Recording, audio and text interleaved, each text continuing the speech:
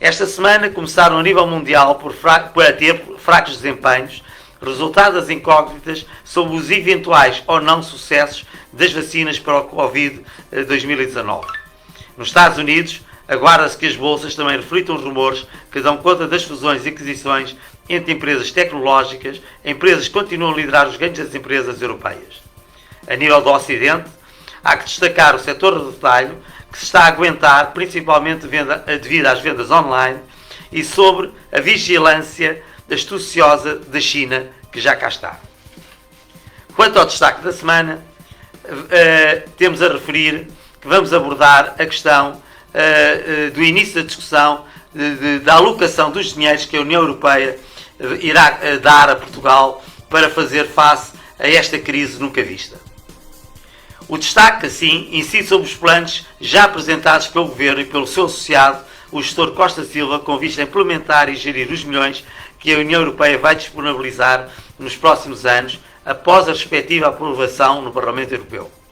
São os planos da dupla Costa e Costa Limitada. Paralelamente, temos as discussões que já se iniciaram sobre o Orçamento de Estado do próximo ano e da aplicação de verbas do habitual quadro comunitário de apoio. É nesta frente que se centra, por exemplo, o montante de milhões, entretanto aprovados, para a modernização das linhas férreas, onde Portugal optará pelas suas tradicionais características técnicas e não pelas que são aplicadas na maioria da ferrovia europeia. Mais uma opção controversa do Lorde da Gestão, o atual Ministro das Infraestruturas.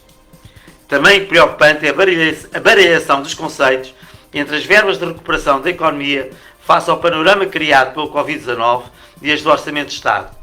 Para esta baralhação e a criação de um ruído pouco esclarecedor na comunicação social, muito contribui o trabalho das agências de comunicação contratadas pelo Costa 1 e que ainda por cima são pagas pelo dinheiro dos contribuintes.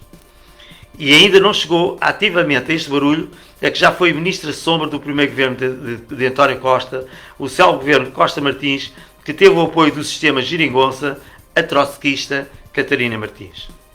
Se nos focarmos agora no plano de recuperação da economia da dupla Costa e Costa, constata-se: estamos perante um plano ideológico e pouco pragmático face aos desafios que o país terá de enfrentar. O plano que visa o reforço do Estado e que pretende que a sociedade no seu todo e as empresas na vertente económica mais não sejam que correios de transmissão do que pensam, do que querem, ou seja, obedeçam ao que os detentores dos cargos públicos querem. É mais do mesmo, com ganhos a curto prazo para a sociedade, mas pouca sustentação para o desenvolvimento de Portugal a médio e longo prazo. São sempre os mesmos que ficarão com a maioria do bolo. Bem cheirosinho e fofinho, porque o dinheiro será fornecido pelos países ricos da União Europeia. Vejamos um exemplo concreto do referido plano. Instalação de alta velocidade nos comboios de Lisboa ao Porto. Qual é a necessidade de colocar aqui milhões para uma distância e para um país tão curto? E ainda por cima já se sabe que serão as grandes construtoras espanholas e francesas a ficar com o grosso das obras, logo do dinheiro, levando o reboque a algumas construtoras portuguesas com história e muitas, entretanto, que estão a ser criadas entre amigos. Pudera. Como diz um adágio de um brasileiro anónimo, quem pode, pode, quem não pode se sacode, é o poder, mas não o do amor. Acrescentamos nós. E também não é o poder do bom senso e de que quem quer o melhor para as gerações vindouras. Caros ouvintes, já sabe que o dinheiro europeu para fazer face à crise do coronavírus chegará por tranche e não todo de uma vez. E uma parte será a fundo perdido e outra com cobranças de juros excepcionalmente baixos. Assim, Costa 1, da Sociedade de Costas e Costas Limitada, e que ocupa por vontade popular o cargo de Primeiro-Ministro, começou a ter reuniões esta semana com os partidos políticos a que seguem as confederações patronais e sindicatos no intuito de começar a passar diretrizes sobre a aplicação dos montantes a fundo perdido. Trata-se do destino de 19,9 mil milhões de euros, um montante de dinheiro nunca visto nem imaginado em Portugal. Para a dupla Costa, e presume-se para a maioria dos membros do Governo, que andam muito caladinhos, o segredo é a alma do negócio. Deste valor, 12,9 mil milhões destinam-se à resiliência, transições climáticas e transições digitais. Para lá do ridículo da expressão resiliência, tão em voga agora, para ninguém a referir como tal daqui a uns meses, sabe-se. querem 3.200 mil milhões de euros sejam para a saúde, o sector que devia ser tratado com dignidade todos os anos, o que não acontece.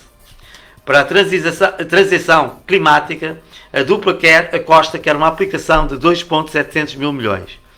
E 3 mil milhões irão para a administração pública, escolas e empresas. Se olharmos para o futuro, esta divisão é muito fraca. Pouco investimento destina-se às empresas que podem garantir emprego, crescimento e desenvolvimento.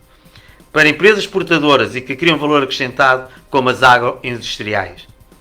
A prova que este plano entra mais no campo da poesia do que na realidade nacional é que António Costa acaba de pedir uma atualização do famoso relatório Porta sobre a economia portuguesa, que muito contribuiu para a modernização dos setores económicos, como o da cortiça, turismo e outros. Foi também a base enquadradora da Auto Europa, que permitiu acabar com a fome na região de Setúbal e que ocupa um papel de destaque na riqueza e na criação dela em todo o país. Caros ouvintes, o destaque desta semana terá desenvolvimentos no nosso comentário da próxima semana, porque isto é um tema muito importante e está em causa o futuro de Portugal. Será sempre abordado na ótica do valor e na necessidade de criar uma economia nacional baseada no valor acrescentado.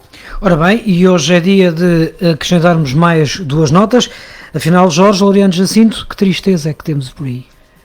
A tristeza desta semana, que é muito negativa e revela algo muito negativo para o desenvolvimento da nossa sociedade. A distinção vai por uma parte significativa da sociedade que quer o confinamento de volta, segundo um estudo de opinião recentemente feito pela Aximagem. E eu pergunto, vamos viver de quê? De mais um peditório? O dinheiro prometido da União Europeia são 2 pacotes, como já se disse. O habitual que visa o desenvolvimento corrente do país nos próximos anos e o excepcional num montante nunca visto, que visa debelar os efeitos nocivos criados pela pandemia. E o valor deste pacote só começará a chegar em 2022 e será por pacotes e por projetos antecipadamente aprovados pela União Europeia. Seja como for, qualquer dos pacotes referidos ainda tem de passar pelo crivo do Parlamento Europeu e do Conselho Europeu. Por assim dizer, só estão totalmente delineados e aprovados pela Comissão da União Europeia e pelo seu Governo. Mas a acreditar que são aprovados, a pergunta mantém-se: quem pagará um novo confinamento se é por aí que os portugueses querem ir? E os custos da mentalidade? Agora, o principal valor é ficarmos em casa e não trabalharmos? Antigamente lutávamos pelo direito ao trabalho e agora pugnamos pelo direito de não fere niente, férias todo o ano? E depois andamos a queixar-nos que uns países têm mais poder de compra que outros? E agora vamos saber que beleza é que nós temos. Positivo, sim, muito positivo, Miguel, uma autêntica beleza. A distinção desta semana vai para o empresário e pai de família de Guimarães, Artur Mesquita. Juntamente com 2 filhos, quadros de honra na escola, entendo que por uma questão de objeção de consciência, que os filhos não devem participar nas aulas de cidadania. Os valores da educação são para ser aplicados e discutidos em casa, como aliás a Constituição da República Portuguesa registra. À escola compete fornecer conhecimentos técnicos e instrumentos de análise que formem os jovens a fim de estes, na altura certa, poderem fazer as suas opções e enfrentar os desafios da vida bem preparados e com rigor. Assim deve ser. Esta opção natural permite criar cidadãos diferentes na forma de pensar e de posicionamento na vida. Com a diversidade nasce o confronto de ideias, o que possibilita à sociedade crescer com sustentação, ou seja, desenvolver-se, a fim de os dias do presente trazerem esperança aos jovens e que se vislumbre o Portugal mais positivo para os nossos filhos e netos.